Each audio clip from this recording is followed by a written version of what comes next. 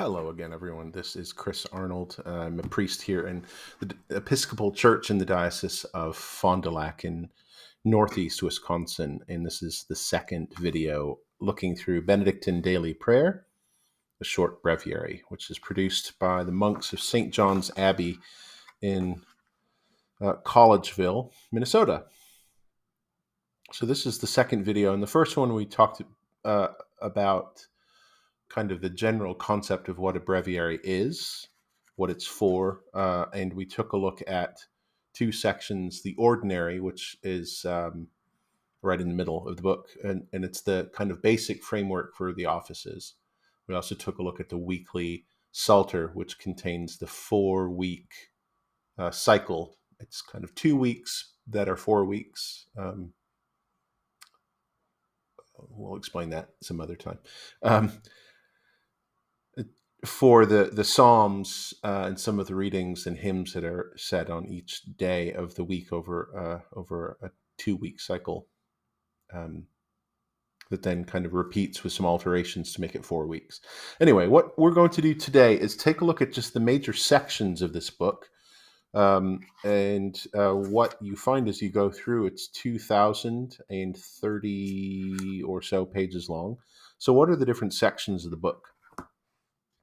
Right at the beginning, there's an introduction, which contains notes on the history of its composition, as well as just some information about how St. Benedict's rule was turned into this particular set of choices, readings for psalms and the arrangement of readings and things. Shortly after, at the end of the section of the introduction, beginning on page 17, Roman numeral 17 in the introduction, is a section called Aids to Praying Benedictine Daily Prayer, which was probably going to be more helpful than these videos will be, but it tells you basically where to place your ribbons in a standard setting, in a sort of a standard configuration for where your 5 ribbons will go to help you with the different sections that you'll need as you go through your prayers.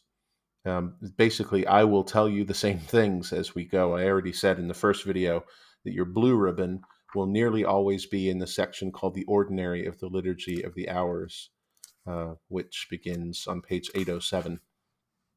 So by default, put your blue ribbon somewhere in the section where it says Ordinary, beginning on page 807. But we've got 800 pages to talk about first. We won't talk about all 807 of them.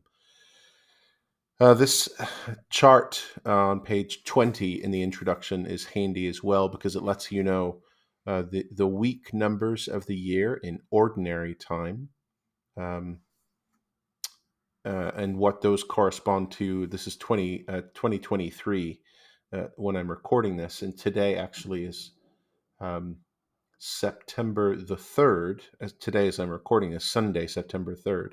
So you can see 2023, September 23rd. September 3rd. And you read across to the side, and we see that it is week 22 in ordinary time, and that the psalter will be week 2 in the psalter. So we can just remember those pieces of information as we're going about our setting up our ribbons. Then after the introduction, we see the monastic calendar that begins on page 29 in the introduction. It's the monastic calendar of observances, of the feasts, of the solemnities, the memorials that are listed in here. And this is basically, a Roman Catholic calendar. It's a Roman Catholic Benedictine calendar of saints, but there are some nods made to Episcopalian and to Lutheran holy days, because this book is kind of aimed to be used by oblates, by people who have an association and affiliation with St. John's Abbey, which, once again, I personally do not. I just love this book. But those oblates, those people who are associated with St. John's Abbey, might not be Roman Catholic themselves, and many of them are, including the author of this book. Actually, the editor of this book is himself Lutheran. So there are a couple of holidays and observances that extend kind of in an ecumenical direction. But so here's the monastic calendar in this next section, the last portion of the introduction.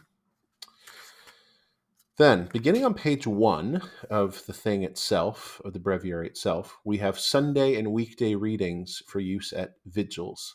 So the office of vigils, the longest office of the monastic day, it includes 2 readings typically, and those are typically both from Scripture in this book. Both of the readings on weekdays are from different books in the Bible. On Sundays and on major feast days, those readings will often be one from a non-scriptural source, as this one is from the Catecheses of St. Cyril of Jerusalem. And then the second one, for a Sunday or for a major feast day, will be one of the Gospels. And so for every day of the year, beginning with Advent, beginning first of all with the seasons, Advent, and then Christmas, and then Epiphany, and then after Epiphany going on directly into Lent and Easter, and through to Pentecost. This is Friday of Easter week. So for every day of the year, there are appointed readings. Once you get to Pentecost, then I'm just scrolling through to get to it now. Once you get to Pentecost Sunday, then we are out of seasons. So the seasons are basically Advent through to Epiphany, and then Ash Wednesday, the beginning of Lent, through to Pentecost. Those are the seasons of the year. And anytime you're not in one of those seasons, you are in ordinary time. So ordinary time, that's why we looked up in that chart at the beginning and saw that today is ordinary time, week 22, I think it was. So those are just the Sundays or the weeks that are not part of Advent, Christmas, or Epiphany, or Lent and Eastertide. Any week that isn't part of one of those is just ordinary time. And in the Roman Catholic counting of it, they start at week 1, week 2, week 3, week 4, and then they get to Ash Wednesday and celebrate all of Lent and all of Eastertide and get to Pentecost. Then as soon as Pentecost is done, you just keep counting where you left off with week 5 or week 6 or week 7 or whatever. So that is just one thing. When you get to Pentecost every year, you have to remember or look up where you left off in the ordinary time sequence, because that's where the calendar will pick up. But again, there's this handy chart back here in the introduction that'll let you know what day corresponds with the ordinary time. So there's 2 readings, sometimes more, especially for Sundays. They'll have the gospel readings for each of the 3 years of the lectionary, A, B, or C. So these 2 the Sunday and weekday readings for vigils go on for pages and pages. It's this whole first section of the book, all the way up until you get to the ordinary. So this whole first section, that's basically readings for vigils. Now note that the readings for vigils, I'll just open to a random one. I will open to a random one. Tuesday in ordinary time of week 9. And it'll say reading 1 is from the book of Joshua 2, 1 through 24. In nearly all cases, what's actually printed in here is not all of that appointed reading. It's not all of Joshua 2, 1 through 24. It'll be a chunk of it, but if they had printed the full set of each of the readings, this book would be 3,000 pages long instead of only 2,000. So if you've got this and you're on the road somewhere, then you can just read that and you're getting the essence of the reading. But if you want to make sure you're getting the full of the appointed reading, Joshua 2, 1 through 24, all 24 verses of that, then you'll probably want to just keep a Bible handy. This is the NRSV version of the Bible, if you want to match up with that. And actually look up the references in your Bible and read them from the Bible. So that's the first main section, the readings for vigils. Second main section begins on page 807, and we looked at this in the first video, but it is the ordinary of the Liturgy of the Hours. So ordinary is one of several kind of church liturgy terms used for the bit that doesn't change. So the stable skeleton or ladder framework around which everything else will be built. So for each of these services, vigils, and then after vigils comes lauds, and then terce, sexton, none, and vespers, and compline. We talked about each of those, the offices of the day of the Liturgy of the Hours. We talked about that in the first video. But in here, the section from 807 until 839, this is the bit for each of those hours that basically doesn't change from day to day. So all the stuff that's in here, it'll basically, every time you pray lauds, for instance, you'll be praying everything that's in the ordinary, because that's the bit that doesn't change from day to day. Occasionally there might be some seasonal changes, but it's the stable heart of the office. And in the ordinary, it'll tell you at various places, go and look up the hymn from this place, or the psalm from this place, or the readings from that place, for instance. But the ordinary, where you put your blue ribbon, page 807, is I think the most important first thing to read, because it tells you the overall structure of each of the offices. And although vigils is the first office, I will say it again and again, it's not the office that I would recommend you starting with. If it's your first journey into the world of the monastic office, don't start with vigils. It's the longest and most complicated of them. I would probably start with compline, and then maybe I would look at the little hours, terce, sexton, none, that go through the middle of the day, and then maybe add in either vespers or lauds, and eventually then look at vigils. We'll talk more about that in future videos. We'll continue on through our review of the different sections of this book. Starting at page 841, this is the second most important and most frequently used part of the book. So it's good that they put both of these right in the center of the book. So when you're, holding it open and it's lying flat, the bits you'll use the most will be right in the middle. That's on purpose. I'm sure they've done that intentionally. So this section beginning on page 841 is the weekly psalter, and this goes through to page, really, the weekly psalter goes through page 1212. So from 841 to 1212, that section is the weekly psalter. What this has is the Psalms and some other things, but mostly the Psalms. The Psalter is basically the book of Psalms. So it's the book of Psalms arranged for prayer around the appointed Psalms that are given for each day of the week, Sunday through Saturday night, on a 2-week cycle.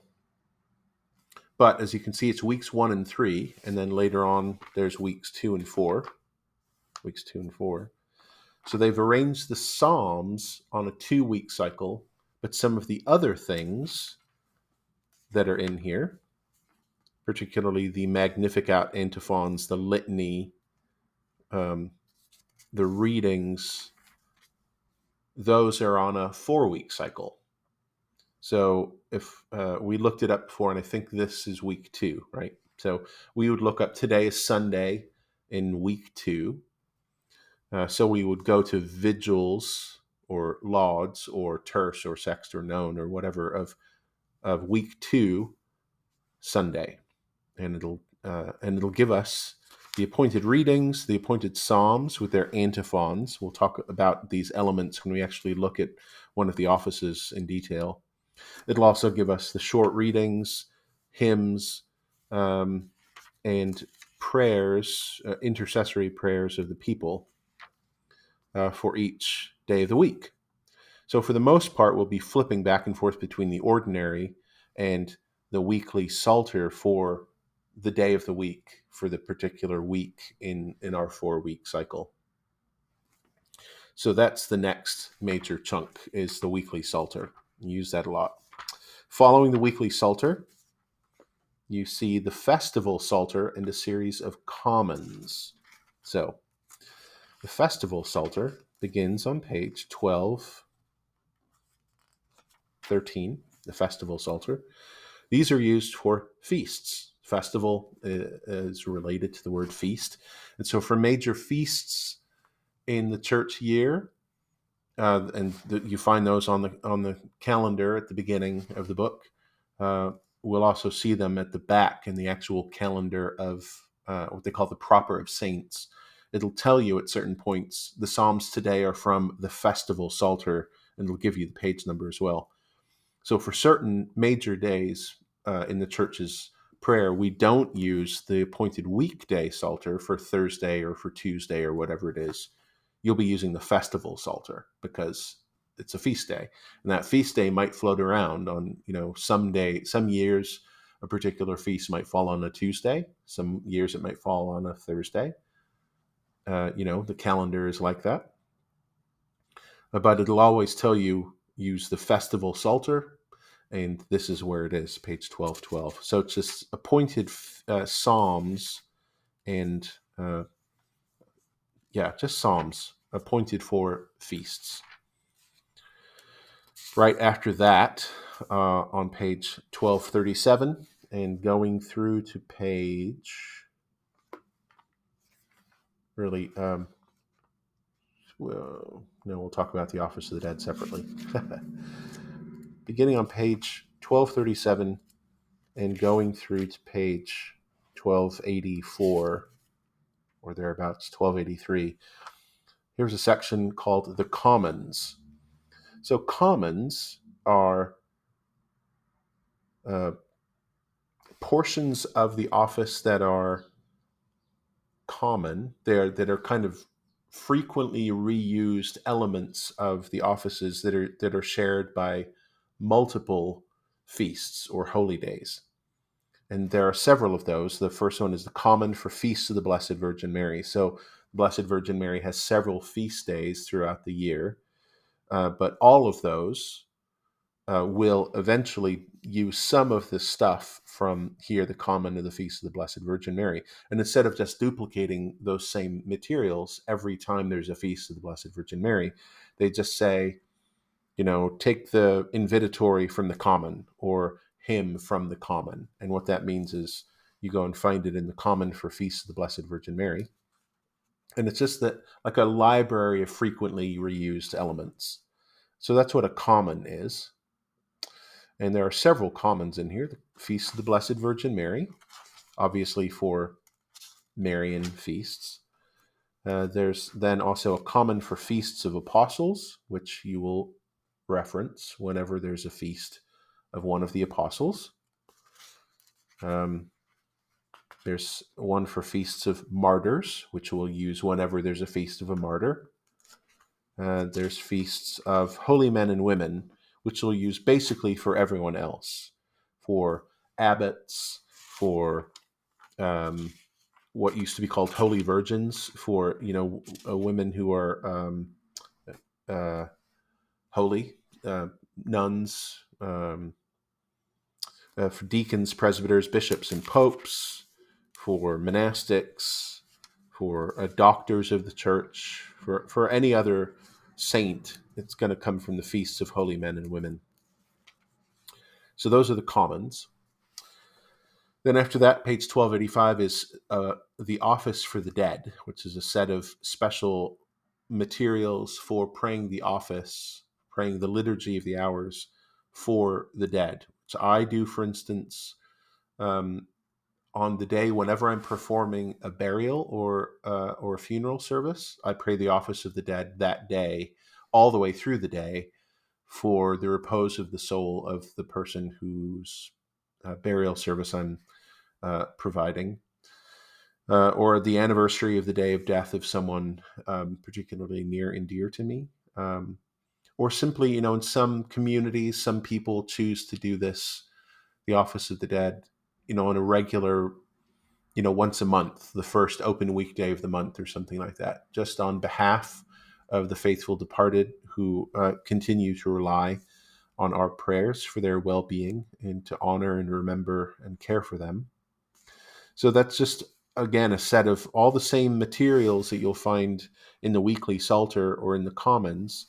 It's hymns, it's psalms, it's particular readings, just specifically for, or with the intention of a Christian response to death.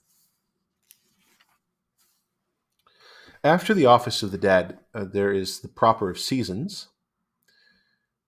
So we've seen ordinary and we've seen common. So the ordinary is like the core framework of the office. The commons are frequently reused materials, like a little library of materials for feasts that will make use of those materials again and again. We also see the word proper fairly often in liturgy, and that means material that is specifically proper or appropriate to a particular season or um, a particular celebration of a feast or something like that. And so these next two sections, you'll see the proper of seasons, and then after the proper of seasons is the proper of the saints.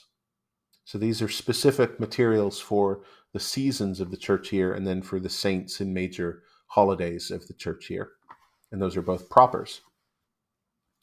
So there are propers for seasons, which are used, if we're in a season, and the seasons are Advent and then Christmas, the season of Christmas, the season of Epiphany, the season.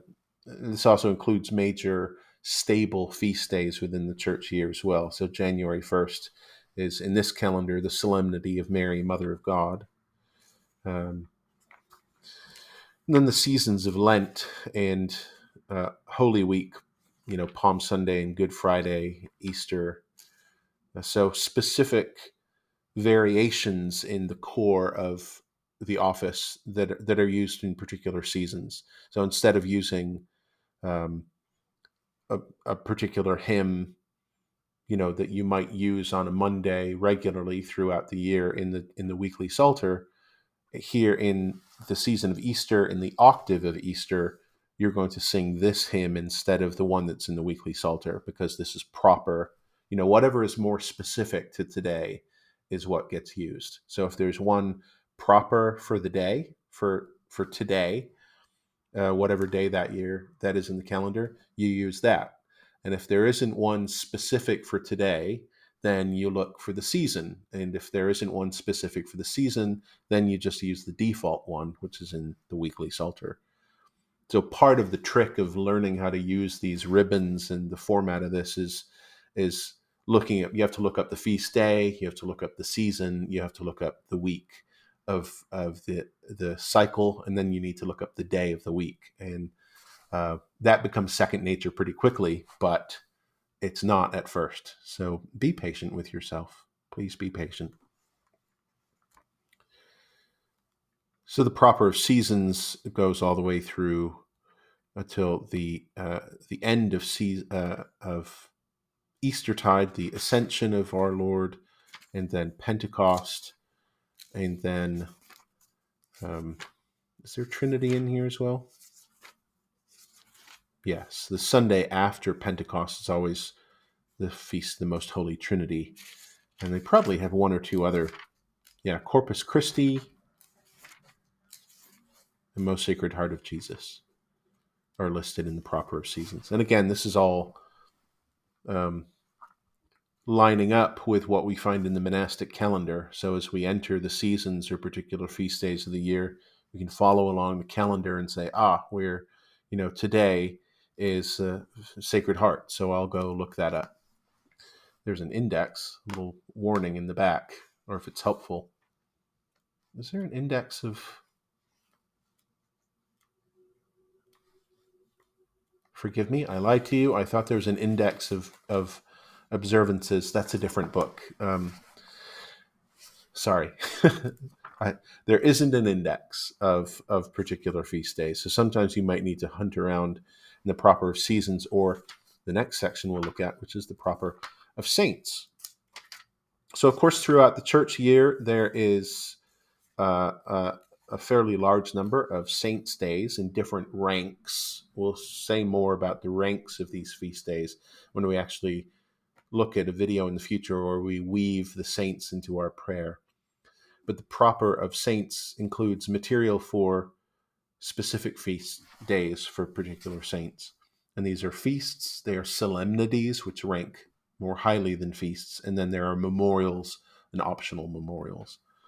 And so depending on the day of the year, so this November 30th is the feast of St. Andrew, for instance, and he's an apostle, which means we'll be using material from the common of the Feast of the Apostles. You see how that works? So we'll put a ribbon here for St. Andrew. We'll put a ribbon on the common of Feast of the Apostles, page 1251.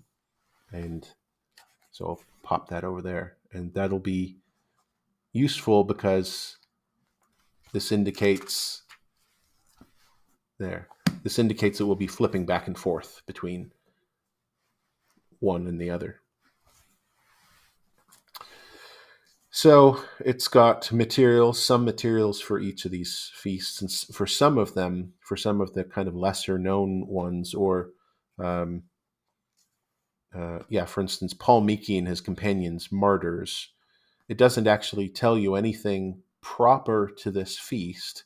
It'll just say, take all the necessary material you need from the Common of Martyrs. And so you'll find that on page 1257 and following. And there'll be a prayer in there that has room to put St. Paul Miki and his companions in. So that is the proper of saints. For different saints, they have different kinds of material available. For the major feasts, for the apostles, for some of the greater saints and martyrs, they might have a little biography. For instance, St. Bonaventure, the second reading that you'd use at vigils, instead of the one found at the beginning of the book, you'll be reading a portion from St. Bonaventure's book. So that Proper of the Saints is the last major portion of the book, and that goes on nearly all the way through to the end. There are, of course, one or two things in the appendix, and then we'll be done with this video. Sorry about that little technical hiccup.